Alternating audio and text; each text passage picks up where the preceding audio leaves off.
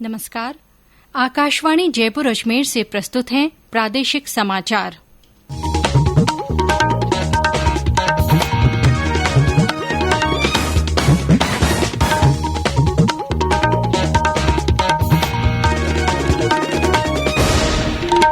मुख्य समाचार।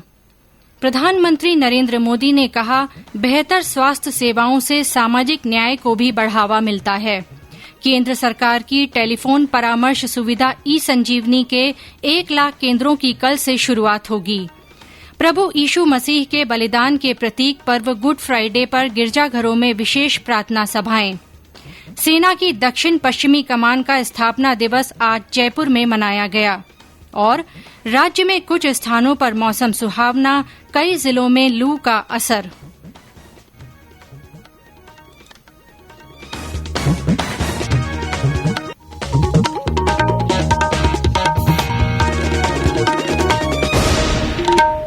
समाचारों के साथ मैं आरती नागर। और अब समाचार विस्तार से। प्रधानमंत्री नरेंद्र मोदी ने कहा है कि बेहतर स्वास्थ्य सुविधाएं सिर्फ बीमारी के इलाज तक ही सीमित नहीं होती, ये सामाजिक न्याय को प्रोत्साहित और प्रतिष्ठित करती हैं। श्री मोदी आज वीडियो कॉन्फ्रेंसिंग के माध्यम से गुजरात के भुज में सुपर स्पेशियलिटी अस्पताल के उद्घाटन समारोह में बोल रहे थे।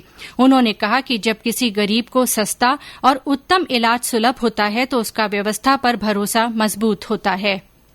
बेहतर स्वास्थ्य सुविधाएं सिर्फ बीमारी के इलाज तक ही सीमित नहीं होती, ये सामाजिक न्याय को प्रोत्साहित करती है, प्रतिष्ठित करती है। जब किसी गरीब को सस्ता और उत्तम इलाज सुलभ होता है तो उसका व्यवस्था पर भरोसा मजबूत होता है। आयुष्मान भारत योजना और जन औषधि योजना से हर साल गरीब और मिडिल क्लास परिवारों के लाखों करोड़ रुपए इलाज में खर्च होने से बच रहे हैं। आयुष्मान हेल्थ इंफ्रास्ट्रक्चर मिशन के माध्यम से आधुनिक और क्रिटिकल हेल्थ केयर इंफ्रास्ट्रक्चर को जिला और ब्लॉक लेवल तक पहुंचाया जा रहा है।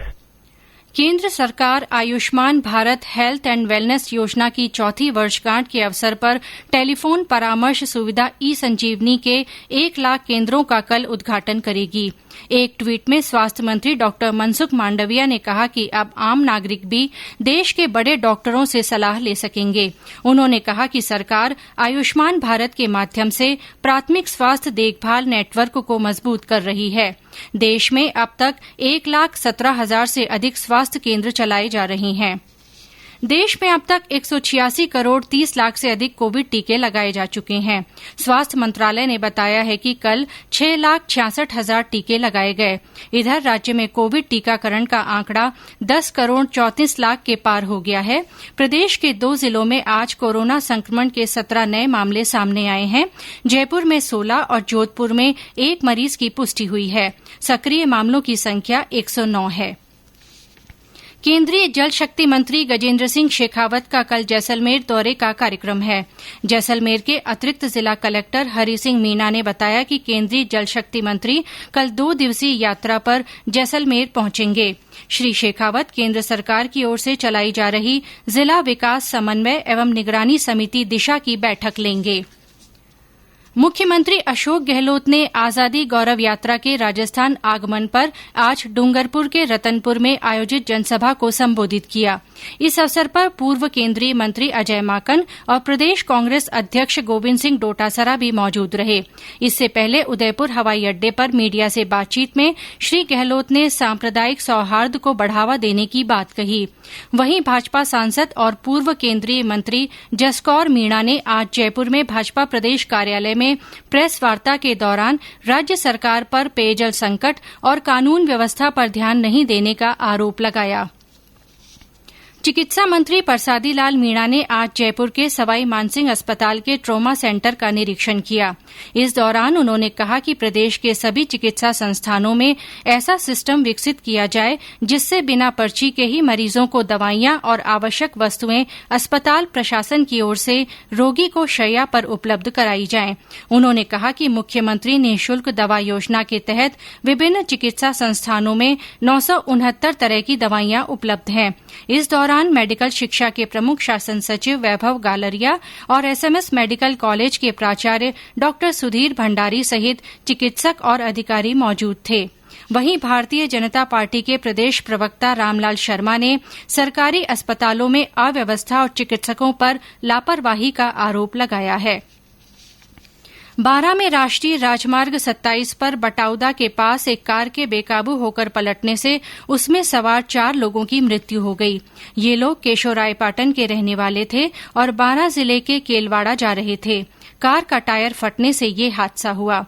उधर बीकानेर जिले में शेरूणा के पास पूनरासर मार्ग पर एक मोटरसाइकिल और पिकअप की टक्कर में कल 2 युवकों की मृत्यु हो गई। हादसे में एक अन्य गंभीर रूप से घायल हो गया, जिसे बीकानेर के पीबीएम अस्पताल में भर्ती कराया गया है। सिरोही जिले के स्वरूपगंज कस्बे के पास फूलाबाई खेड़ा गांव में अज्ञात बीमारी से पिछले 5 दिनों में 7 बच्चों की मृत्यु हो गई। हमारे सिरोही संवाददाता ने बताया कि स्वास्थ्य विभाग और प्रशासन ने मौसम में बदलाव और दूषित खाद्य पदार्थ के सेवन से इन मौतों की आशंका जताई है। जयपुर और जोधपुर सहित चिकित्सा विभाग की 5 टीमें पंचायत क्षेत्र का सर्वे कर रही हैं। 60 बच्चों के सैंपल जांच के लिए भेजे गए हैं। ये समाचार आकाशवाणी जयपुर अजमेर से प्रसारित किए जा रहे हैं। समाचार अभी और भी हैं, उससे पहले ये संदेश। कॉम्पिटिटिव एग्जाम्स की तैयारी कर रहे परीक्षार्थियों के लिए एक विशेष कार्यक्रम अभ्यास। आपके होंगे सवाल और हमारे विशेषज्ञ देंगे उसका जवाब। आप अपने सवाल रिकॉर्ड कर हमें भेजें व्हाट्सएप नंबर 9289094044 पर या फिर ईमेल करें abhyas.airnews@gmail.com पर। आपका अभ्यास हमारा प्रयास। समाचारों में आपका फिर स्वागत है। सेना की दक्षिण पश्चिमी कमान का 18वां स्थापना दिवस आज जयपुर में मनाया गया। इस अवसर पर कमान के वीरों को श्रद्धांजलि अर्पित करने के लिए प्रेरणा स्थल पर पुष्पांजलि समारोह आयोजित किया गया। इस अवसर पर दक्षिण पश्चिमी कमान के general officer commanding in chief lieutenant general as Bhinder उपस्थित रहे। गौरतलब है कि 15 अप्रैल 2005 को स्थापित दक्षिणी पश्चिमी कमान भारतीय सेना की 7वीं और सबसे नई कमान है, जिसे सप्त शक्ति कमान के नाम से जाना जाता है। राजस्थान पुलिस के स्थापना दिवस के अवसर पर कल सुबह पुलिस अकादमी में राज्य स्तरीय समारोह आयोजित किया जाएगा। अतिरिक्त महानिदेशक और राजस्थान पुलिस अकादमी के निदेशक राजीव शर्मा ने बताया कि मुख्यमंत्री अशोक गहलोत परेड की सलामी लेंगे और पुलिस अधिकारियों तथा जवानों को सम्मानित करेंगे। धौलपुर जिले के स्थापना दिवस पर आज विभिन्न कार्यक्रम आयोजित किए जा रहे हैं। हमारे संवाददाता ने बताया कि जिले के 40वें स्थापना दिवस पर राजकीय स्मारकों पर भी सजावट की गई है।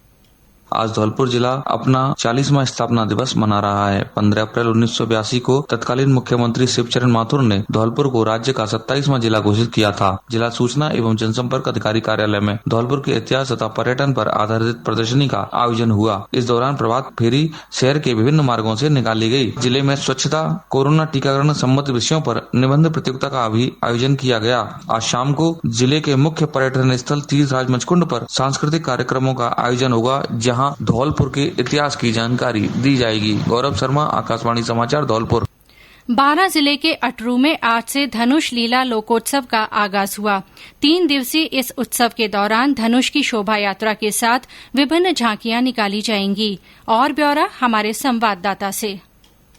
145 वर्षों से चल रहे अटरू के 3 दिवसीय धनुष लीला लोकोत्सव का आगाज गुरुवार को धनुष की शोभा यात्रा के साथ हो गया है, जिसके तहत शुक्रवार को मंगल कलश के बाद विभिन्न धार्मिक झांकियां निकाली जाएगी तथा उसके बाद ताड़का वध का मंचन होगा। वहीं शनिवार को रात्रिकालीन झांकियों के बाद सीता स्वयंवर व लक्ष्मण परशुराम संवाद का मंचन होगा, जिसमें राम और लक्ष्मण के द्वारा धनुष तोड़ा जाएगा। कार्यक्रम में विभिन्न प्रकार की झांकियों में भाग लेने वाले प्रतिभागियों को पारितोषिक भी दिया जाएगा। लक्ष्मी नागर, आकाशवाणी समाचार, 12।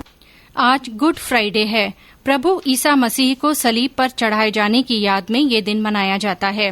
इसी दिन प्रभु यीशु ने मानवता को पापों से मुक्ति दिलाने के लिए अपना जीवन उत्सर्ग किया था। प्रधानमंत्री नरेंद्र मोदी और मुख्यमंत्री अशोक गहलोत ने गुड फ्राइडे पर ट्वीट के माध्यम से ईसा मसीह के साहस और बलिदान को याद किया। इधर प्रदेश में भी यीशु मसीह के बलिदान के प्रतीक पर्व गुड फ्राइडे पर गिरिजाघरों में सजावट की गई और विशेष प्रार्थना सभाएं हुईं। भरतपुर में गुड फ्राइडे पर्व सद्भाव के साथ मनाया गया। गोपालगढ़ स्थित चर्च में विशेष प्रार्थना आयोजित की गई। इस दौरान गरीब और जरूरतमंद लोगों की मदद की गई। उधर अजमेर से हमारे संवाददाता ने बताया कि इमेक्युलेट कंसेप्शन चर्च परिसर में क्रूस यात्रा निकाली गई। मसीह समाज ने आज प्रभु यीशु के बलिदान दिवस पर गमगीन माहौल में गुड फ्राइडे मनाया। इस मौके पर शहर के विभिन्न चर्चों में प्रार्थना सभाएं हुई एवं प्रभु यीशु को क्रूस पर चढ़ाए जाने से पहले दी गई यातनाओं को याद किया गया। अजमेर के इमेक्युलेट कंसेप्शन चर्च परिसर में दोपहर क्रूस यात्रा निकाली गई, जिसमें उन 14 स्थानों को दिखाया गया जहाँ पर प्रभु यीशु को क्रूस पर चढ़ाने से पहले यातनाएं दी गई थी। इसके साथ ही विभिन्न चर्चों में पादरियों ने क्रूस पर लटकते समय प्रभु यीशु द्वारा बोले गए 7 वचन बताते हुए उनके द्वारा भाईचारे, प्रेम, शांति और सद्भावना के संदेश भी लोगों को सुनाए। ओम माथुर, आकाशवाणी समाचार, अजमेर। प्रभु यीशु ने क्रूस की सजा के दौरान अपने विरोधियों और शत्रुओं को क्षमा करते हुए पूरी दुनिया को क्षमा, प्रेम और शांति का संदेश दिया था। इसी क्रम में प्रभु यीशु मसीह की मृत्यु के बाद तीसरे दिन पुनः जीवित होने की याद में ईस्टर पर्व 17 अप्रैल को मनाया जाएगा। गुड फ्राइडे के तीसरे दिन यानी संडे को प्रभु ईसा मसीह दोबारा जीवित हो गए और 40 दिन तक लोगों के बीच उपदेश देते रहे। उनके दोबारा जीवित होने की घटना को ईस्टर संडे के रूप में मनाया जाता है। आज मलयाली, असमिया और बंगाली नववर्ष भी मनाया जा रहा है। और अब मौसम। राज्य में पश्चिमी विक्षोभ का असर समाप्त हो चुका है। हालांकि कुछ स्थानों पर आज हल्की बूंदाबांदी हुई। अलवर में हल्की बारिश के साथ ठंडी हवाएं चली। भरतपुर में भी तेज गर्मी के बाद दोपहर बाद मौसम अचानक बदल गया और धूल भरी तेज आंधी चली। इससे कई स्थानों पर टीन और छप्पर उड़ गए तथा वाहन चालकों को भी परेशानी का सामना करना पड़ा। उधर करौली में तेज गर्मी और लू से जनजीवन प्रभावित रहा। मौसम विभाग ने अगले 2 दिन लू का दायरा बढ़ने की आशंका जताई है। कल बारां, झालावाड़, कोटा, बीकानेर, बाड़मेर, जैसलमेर और जोधपुर जिलों में कहीं कहीं लू चलने के आसार हैं। तापमान में 2 से 3 डिग्री की बढ़ोतरी के बाद 18 और 19 अप्रैल को राज्य में नया पश्चिमी विक्षोभ सक्रिय होगा, जिसके असर से आंधी और तेज हवाएं चलने की संभावना है। बीकानेर में चाइनीज मांझे की खरीद, बेचान और भंडारण पर रोक लगा दी गई है।